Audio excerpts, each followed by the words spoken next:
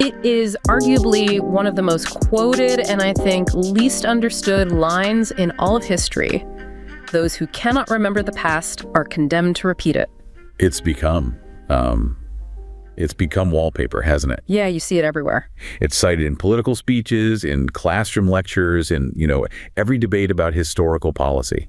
But if you think that maxim is just a cynical warning about forgetting dates or a generic historical observation, well, you've missed the entire profound philosophical diagnosis behind it. Absolutely. And that's why today we are undertaking a deep dive into the work that launched that phrase, George Santayana's sprawling 1905 masterwork, The Life of Reason, or The Phases of Human Progress. Right. And Santayana wasn't just commenting on history. I mean, that's the key thing to grasp. He was performing a kind of autopsy on civilization itself.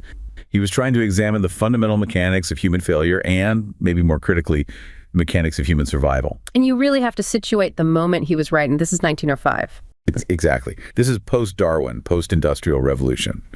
The 19th century had witnessed this absolute explosion of technological capability, and at the same time, a massive expansion of democratic ideals. But Santayana looked around and saw this terrifying mismatch. A huge mismatch. Our capacity to build and produce was just soaring, right? But our moral and our intellectual frameworks, he argued, were stagnating, or even, in some cases, regressing. His central observation was, well, it was chillingly prophetic, especially when you think about what came next in the 20th century. He said that technological progress had far outpaced moral and intellectual development. I mean, we had unlocked this enormous knowledge and power. The power to fundamentally alter the world. Right, to build skyscrapers, to move continents, to wage industrial-scale war. But we hadn't developed the necessary reflective capacity, the wisdom to know whether those changes would build a future or just ruin us. It is the ultimate paradox of power, isn't it? Santayana argued that the only force that determines whether enormous power, whether it's from science, industry, political movements, democracy, you name it, is reason. But he defines reason in a very specific, deeply holistic way. Yes, very specific. And we have to be clear about that. Okay, let's unpack this central thesis right at the start. When Santayana talks about the life of reason, he is not just talking about cold, calculating logic, which is, I think, how most people today interpret that word. Not at all. That's a modern, much narrower definition. So what is this expansive philosophical definition he's using? It's much, much grander than logic. For him, it's a specific mode of existence. It's a way of living where our most fundamental parts, our raw instincts, our volatile emotions, the traditions we inherit, the beliefs we hold dear, all of it. Everything that makes us messy and human. Exactly. All of it is governed, organized, and elevated by reflection, by conscious memory, and by moral intelligence. So it's about bringing a deliberate, organizing order to our inner chaos. That's the perfect way to put it. An order, so that we can clearly define and then approach the ultimate goods we seek.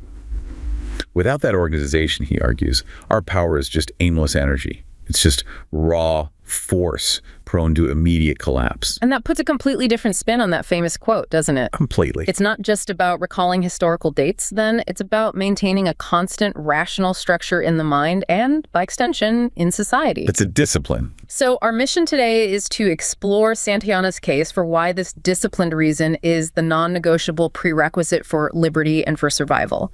We'll look at why memory is integral to intelligence, why he believes political systems inevitably fail, when disciplined thought gives way to mere impulse and superstition, and, why the vigilance required to maintain freedom is constant and absolute. It's a huge undertaking, but it's more relevant now than ever. I agree. So to really understand what Santayana means by reason, I think we first have to understand the powerful forces that he saw constantly trying to take its place, the abortive substitutes, as he calls them.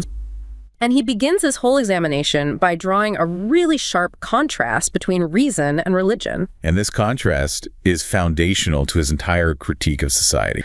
He immediately draws a line, in terms of their scope and their very nature. He says, reason is one, religions are many. Reason is an abstract principle, a potential order, an ideal goal toward which all life, if it's going to be good and integrated, ought to conform.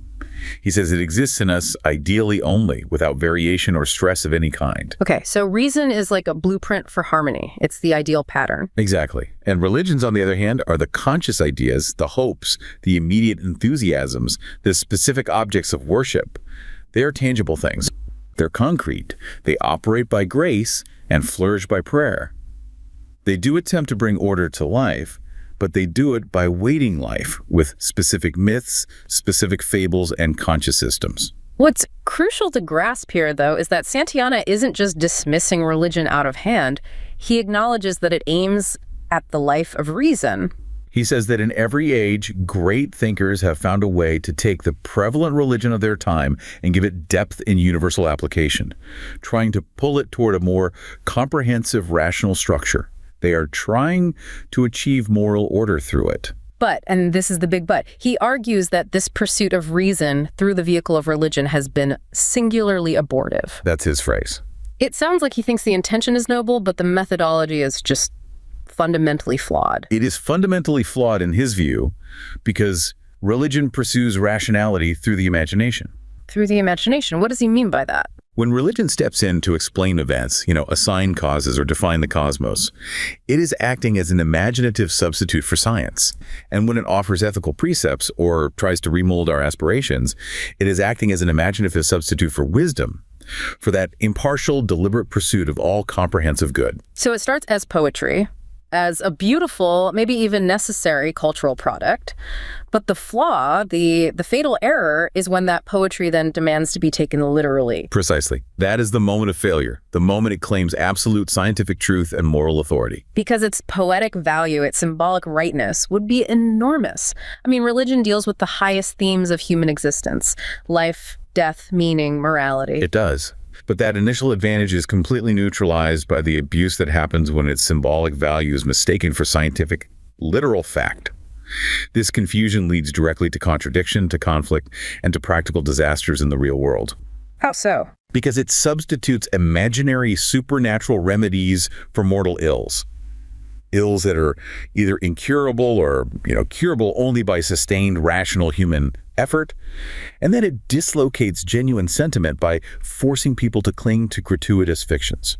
That seems to be the critical pivot point of Santayana's whole argument. The moment the symbolic is asserted as the literal, religion transforms from an inspiring, stabilizing force into what he calls a continuous incidental deception, one that's capable of working indefinite harm in the world and in the conscience. And that leads us directly to the concept of superstition. Right. Because for him, superstition isn't just some fringe belief. No, it's a core human tendency. Santayana sees superstition, myth, and religion as having served a necessary function in human history. He calls it the childhood language of understanding. The childhood language, I like that. It's the rudimentary philosophy, the mind's first instinctual attempt to grab for meaning and control when it's faced with a chaotic, complex world. It's a natural starting point. And I love his definition of how superstitions actually arise. He says they're not due to a lack of intelligence. No, quite the opposite sometimes. Or a lack of desire for law. He says they come from a premature vivacity in catching at laws, born from a haste to understand. That's such a powerful insight into the psychology of error, isn't it? It really is. It's not stupidity, it's impatience. It is the mind anticipating its nourishment before it has gathered the necessary material. A superstitious mind is trying to organize the world too quickly before experience has provided the materials and the guidance for its organizing force. So you get these minds that he describes as penetrating and narrow, deep and ignorant. Yes. They grab for the abstract categories, the cause, the law, the rule, before they have fully understood the concrete, observable facts in front of them. As he puts it, poetry intercepts memory when it ought to be feeding on it.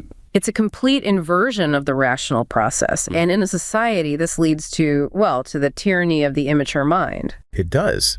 Superstition replaces the hard work of understanding with the easy comfort of fear. And it replaces inquiry with absolute, unquestioning obedience. And when societies cling to that myth or superstition as literal or political authority, they're fundamentally trapped in immaturity. What's fascinating is that Santayana notes that even geniuses figures we think of as towering examples of practical reason weren't immune to this. He points to Socrates with his personal demon. His inner voice. Right. Or these masterful practical men like Caesar and Napoleon, who were known to be incredibly superstitious. So how does he explain that? It seems like a contradiction. He suggests that for these kinds of figures, it wasn't just blind fear. It was something more complex.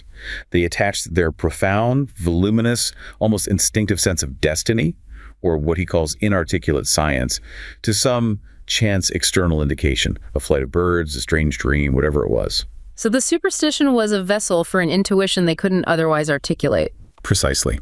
For the genius, the guise of superstition sometimes allowed the expression of a latent wisdom. They had a gut feeling, an intuition they couldn't rationally prove, so they clothed it in superstition to give it authority.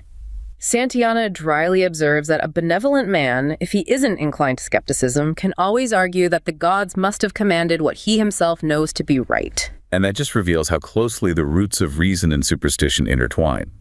It shows how easy it is for a moral mind to justify an arbitrary belief, to find a divine reason for its own earthly impulse. Which sets up what he calls the greatest error of all: the corruption of moral truth through myth. Yes. Santayana says myth is neither conscious poetry nor valid science, but it's the raw material for both. It observes things, but it's encumbered with dramatic fancy. The problem isn't the fancy. The imagination is good. The problem is the philosophical process he calls hypostasis. Hypostasis. Okay, That's a $5 word. Let's break that down for everyone. It's the critical failure.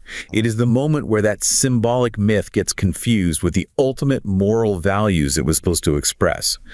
It's when an abstraction is treated as a living, concrete entity. An idea becomes a thing. An idea becomes a thing. And he sees this happening throughout philosophy and religion.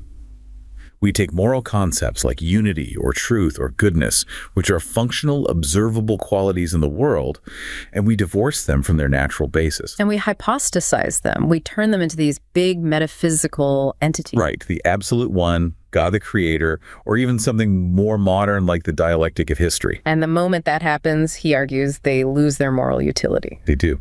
Unity, which is just a useful description of functional coherence that you can apply to anything from a machine to a family, suddenly becomes the one, a supreme, abstract deity that you worship. And Santayana warns that this results in foolish idolatry and a superstition incapable of discerning existences. Because the mind gets trapped in this arbitrary structure. It loses its ability to see the world as it actually is. It's confusing the map for the territory. So if we bring this back to the survival of a civilization, the great danger isn't necessarily that we lose our belief in observable science. The real danger is that we cling to those poetic, primitive mental structures, the literalized myths and the arbitrary superstitions, which then replace the rigorous, disciplined work of rational moral judgment. That is the true definition of immaturity in governance. And it's a trap that's incredibly easy to fall into. So if the great danger is this failure to distinguish reason from its substitutes, then the great task of civilization must be figuring out how to embed reason, memory, and moral intelligence into the very structure of society. That's the whole project. And Santayana understood that this required more than just passing laws. It required a cultivated ethical relationship with the past. And that relationship is defined by memory, which, for Santayana, is not just reciting historical facts, it's an active form of intelligence. Yes. Active is the key word. It is the ability to extend the mind beyond the immediate, fleeting present moment. And this is where that famous quote finds its profound, rational depth. Those who cannot remember the past. A people that actively forfeits its memory, forfeits its freedom, because it forfeits the context for its actions. This forms the foundation for his concept of piety, which is another word we need to be careful with. It doesn't mean what most people think it means. Not at all. Piety, for Santayana, is defined as man's reverent attachment to the sources of his being. The sources of his being? It's an ethical obligation. It means recognizing that the soul, the individual, is not a clean slate. You are not born in a vacuum. You are, as he puts it, the last bubble of a long fermentation of the world. So to be pious means to absorb and interpret the past that made us, to hand down that heritage, and to honor the conditions that allowed us to exist in the first place. Right. This sounds like the complete opposite of the modern idea that we can just spontaneously reinvent ourselves in every generation. It's the antithesis of radical historical disregard. And this piety is deeply rational, not supernatural. It is rational because, as Santayana puts it, piety meets fate with simple sincerity and labors in accordance with the conditions imposed. It acknowledges the soul's incarnation. It accepts its natural conditions and present tasks.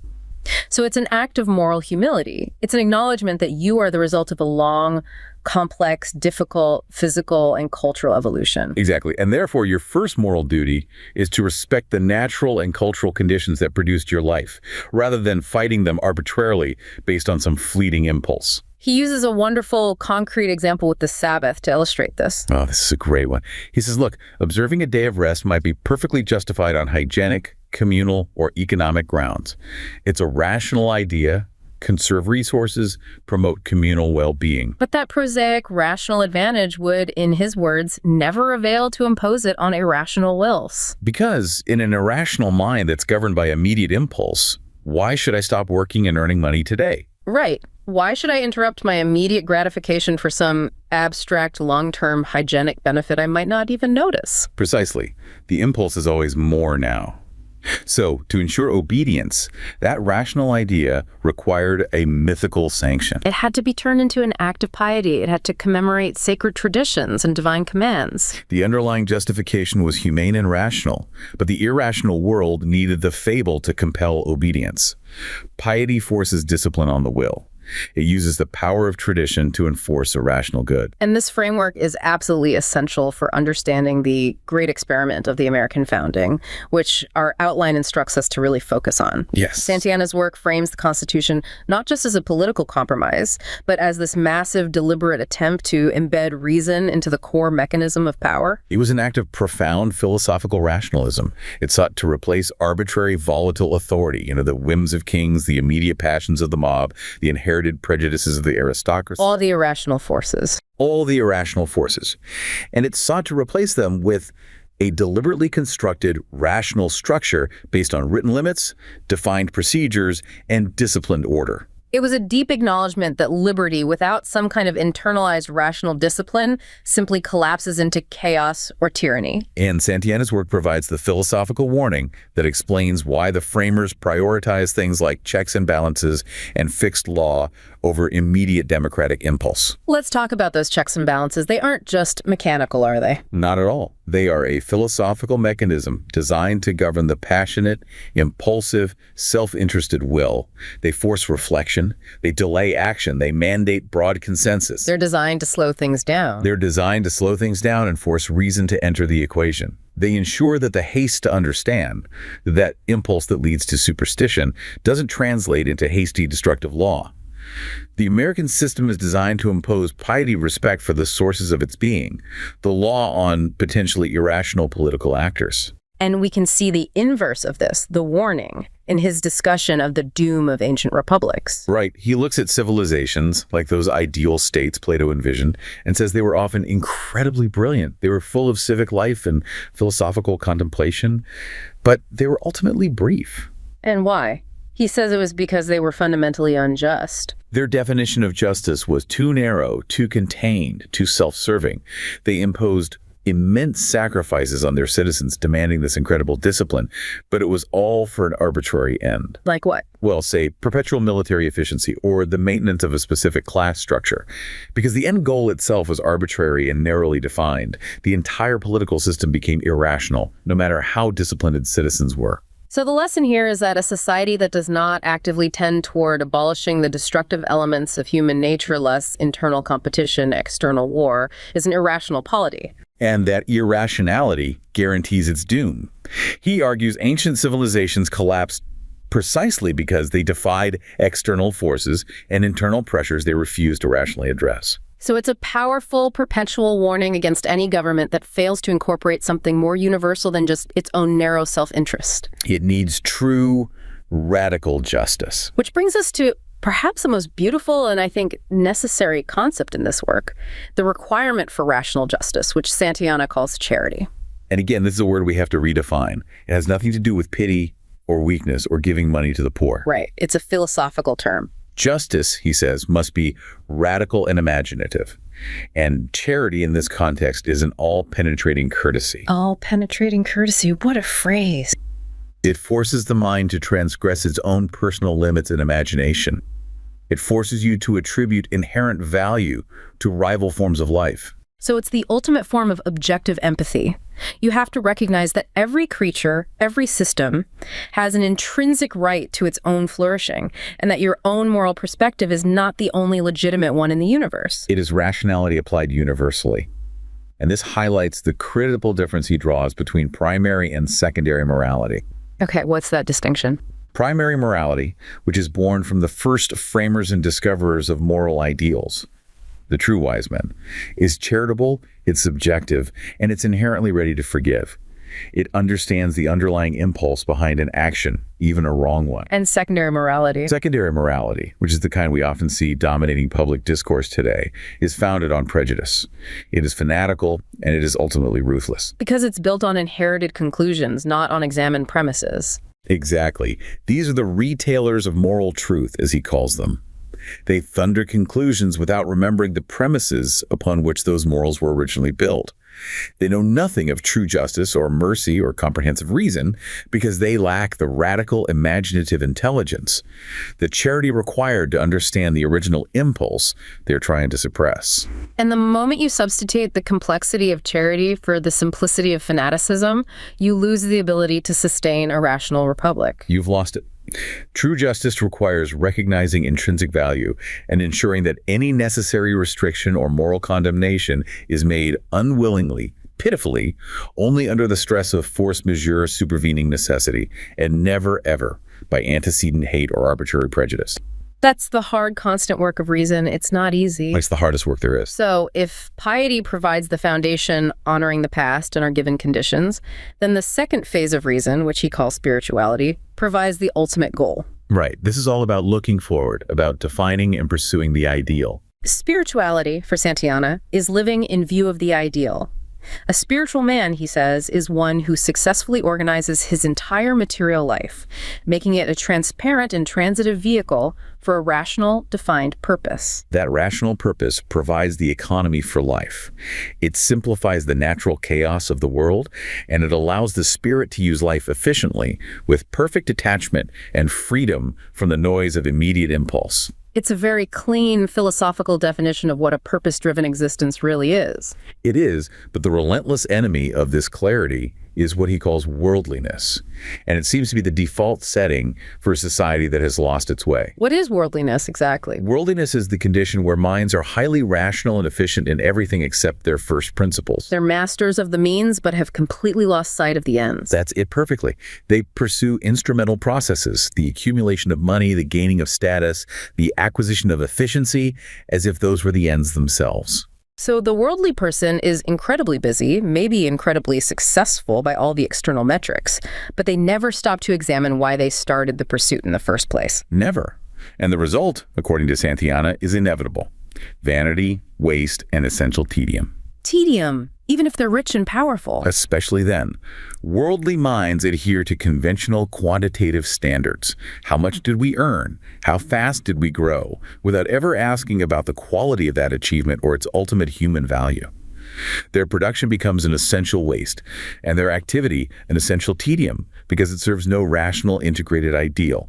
They are trapped in a self-perpetuating machine of their own making. And when a society or an individual is eventually convicted of this profound vanity, when they have that moment of clarity and realize their relentless pursuit of means has left them spiritually and morally empty, Santayana suggests they often turn to two specific, deep-seated, irrational escapes. Yes, two great reactions against worldliness. The first, and perhaps the most destructive in a political context, is fanaticism. Fanaticism, as Santayana defines it, is a special, persistent aggression.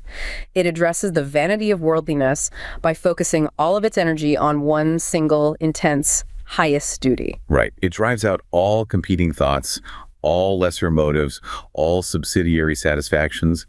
It's a narrowing of focus to an extreme degree. The fanatic acknowledges the world's misery, but they attribute it to an accidental error, a casual sin, or a specific enemy, not to an innate structural problem with the world's lack of purpose. So they propose one special law, one special hope, one life that is intense, ambitious, and aggressive.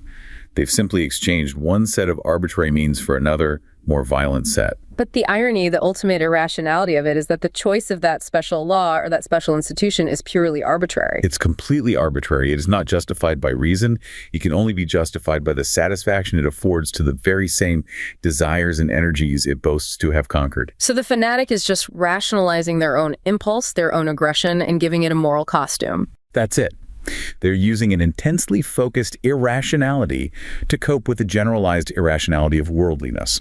And the second escape takes the completely opposite approach, mysticism. Right. Mysticism accepts the diagnosis of vanity, but says the cure lies not in substituting one artificial passion for another, but in general passivity, in a denial of the will itself as intrinsically foolish. So the mystic conceives that any special interest, any claim made by a finite creature, is doomed to defeat by the cosmic reality. The only winning move is not to play. Pretty much. But the problem with the mystic's escape is that while it exposes the vanity of life, it does nothing to correct it. It simply stops the engine without providing a new ideal or a path forward. It is a surrender to chaos, not a victory over it. So ultimately, both paths are failures of reason. He describes the fanatic as a worldling too narrow and violent to understand the world, obsessed with only one means. And the mystic is a sensualist, too rapt and voluptuous to rationalize his sensations, lost in general abstraction. They both represent arrested forms of common sense, unable to complete the full rational journey. And this entire analysis, written over a century ago, is just chillingly prophetic of modern political and social polarization. It's uncanny. Santayana outlined the precise mechanism by which a republic, which depends on rational self-control and disciplined memory, unravels. When reason fades and rational discrimination is lost, the populace falls into one of these two destructive camps. Fanatics versus mystics, in a sense. And we see this danger articulated perfectly in his warning about the insidious nature of what he calls pantheism in governance. This is a concept that needs careful translation into modern terms because it sounds obscure. Okay, let's do that. Philosophically, pantheism equates God or providence with everything that exists. So if God is the totality of reality, then whatever happens is inherently divine, unavoidable, and therefore correct. Right. So on the practical level of governance, if God is everything, or if history with a capital H is everything, then whatever I am doing, no matter how base, how brutal, or how foolish, is implicitly sanctioned by the divine will or the march of history. Exactly. This allows politicians and ideologues to invoke destiny and the movement of the age, to avoid the difficult, painful work of discerning truly rational moral ends. It's the ultimate get-out-of-jail-free card for morality. It is. They become indifferent to actual human happiness, justifying their actions not by a rational assessment of utility or morality, but by invoking fate in necessity. This sounds precisely like saying, I don't need a moral justification for this war or this policy because it is the inevitable direction of history. It's the movement of the age, and therefore it's implicitly right. It completely removes accountability. It is the ultimate intellectual corruption. It gives license to impulse and to arbitrary fact under a divine or historical warrant. And the danger is not that these leaders acquire a new morality, but that they lose the ability to maintain a clear and honest mind. It allows them to quit the world without ever having understood or appreciated the actual consequences of their actions. And this sanctioning of arbitrary will as divine law, that's the breeding ground for the deepest forms of fanaticism. It's the philosophical fuel for it. Okay, so given this constant threat of irrationality, worldliness, and ultimately death, the final question Santayana has to address is, what allows for lasting value? How does progress, which is constantly threatened by our own irrationality, actually survive and persist? Well, we have to first acknowledge the raw animal will, the basic impulse of life. It strives for perpetual motion. Inertia, he says, is the essence of vitality. So physical, personal immortality is the primary ideal. The animal mind just wants to last forever, but of course that's impossible. It's the one thing nature absolutely prevents. And in denying us perennial youth and eternal life, nature forces a great moral transformation upon us. Santayana says that nature has at least invited us to become unselfish and noble. Because our own survival is off the table, we have to shift our focus. We must shift our focus from personal physical survival to the cultivation of an ideal background. And what does that mean? It means that true lasting progress is not found by attempting to circumvent nature, to stop aging or defy death, but by cleverly making use of her own expedience in circumventing her imperfections. We have to find a way to live on beyond our physical limitation, through our ideas and our contributions. And this leads to the ultimate purpose of disciplined thought, what he calls ideal immortality. Right. A man achieves true immortality, he argues, insofar as he is rational. Okay, this is not a fuzzy spiritual resurrection we're talking about. Not at all. It is an intellectual and spiritual achievement here and now in this life. Reason lifts an element of each man's existence to the plane of ideality, the plane of truth, goodness, and beauty, which he sees as eternal essences. So the goal shifts entirely. The rational man isn't striving for personal physical longevity anymore. He's striving for the clarity and articulation of those universal principles, those ideal essences that are inherently eternal. Precisely. And Santayana explains that he who lives in the ideal, who pursues a rational purpose, and then leaves it expressed in enduring cultural forms like society, art, or science, enjoys a double immortality. The double immortality. I love this concept. Let's break that down because it's magnificent. Okay, so the first form of immortality, he vanquishes time by his own rationality. By focusing on eternal essences and universal truths, he lives in the eternal now.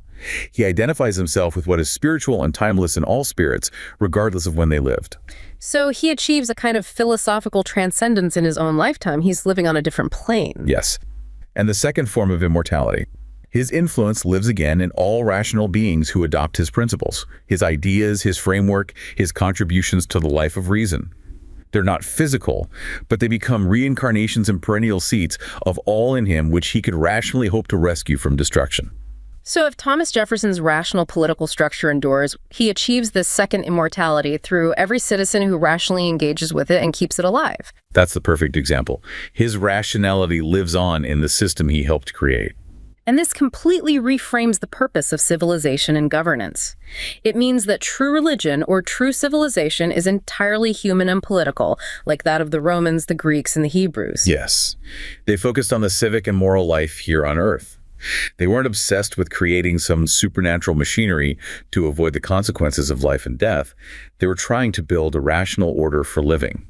So the ultimate path of reason, then, requires this constant conscious synthesis of both piety honoring the past, studying nature, accepting our conditions, and spirituality remodeling what we've received, constantly looking to the future ideal and articulating a universal purpose. It's the highest form of wisdom because it integrates the past and the future through disciplined action in the present. It is. It discovers the foundations of our moral assurances, and it gives our immediate joys, as he says, distinction and connection, turning a dumb momentary ecstasy into a many-colored and natural happiness. In the end, then, it's form that gives substance its life and its value. The rational structure we impose on the chaos of instinct is what preserves value. It is the final victory of disciplined thought over raw, fleeting, and ultimately self-destructive impulse. So this whole deep dive into the life of reason transforms Santayana's most famous warning from a simple observation into a fundamental philosophical and political declaration. It is a direct warning about the mechanics of sustaining a republic. His message is crystal clear. Constitutions are merely rational frameworks on paper, and they will fail. They will lead inevitably to the return of tyranny or chaos when memory weakens and the discipline of reason is surrendered to fleeting impulse. Liberty is inherently fragile. It's inherently fragile because the life of reason is inherently fragile. It requires constant, active, exhausting maintenance. And the American system, which was designed specifically to replace passion and arbitrary rule with a rational written structure, depends absolutely on collective memory, on disciplined governance, and on rational self-control among its people. To forget history, in this view, is not a trivial error. It's not about failing a test. It is to forfeit freedom by losing the rational framework necessary to sustain order. And memory is not just nostalgia for some imagined golden age. Not at all. It is a demanding form of intelligence. It extends the mind beyond the immediate, allowing us to incorporate the hard-won lessons and the wisdom of our ancestors, who, in their own struggles, figured out which paths lead to self-destruction and which paths lead to sustainable justice. And the cost of forgetting that past, the cost of allowing superstition or worldliness to replace genuine spiritual and moral clarity, is the certain repetition of darkness and error. We become those worldlings he described, efficient masters of the means of destruction, but completely devoid of any rational, agreed-upon ends. We build faster and faster roads to nowhere. Santayana leaves us with this provocative cosmic context for this whole struggle. It's a fascinating thought. When he's discussing the origins of existence, he suggested, the universe is the true atom, the creation the true fall. And as we have never blamed our mythical first parent very much, so we may easily forgive our real ancestor, whose connatural sin we are from moment to moment committing, since it is only the necessary rashness of venturing to be without foreknowing the price or the fruits of existence. It's an incredible passage. If the universe itself is fundamentally rash, if existence began with an inevitable, unknowing plunge, an impulse toward being without forethought, then the question Santayana leaves for every citizen and every governing body is immense. What immense, constant level of rational vigilance is truly required of us to counteract that fundamental, cosmic, impulsive tendency toward chaos and self-destruction? And that vigilance, that is the highest price of maintaining not just a successful civilization, but a truly rational soul. Well, that's about all the time we have. You've been listening to the deep dive from Wake Up and Smell the Freedom, where ideas percolate. Thanks for joining us as we continue to explore the ideas that shaped liberty and continue to shape us today. Remember, the pursuit of liberty begins with understanding, and understanding begins with asking the right questions. Until next time. Bye-bye.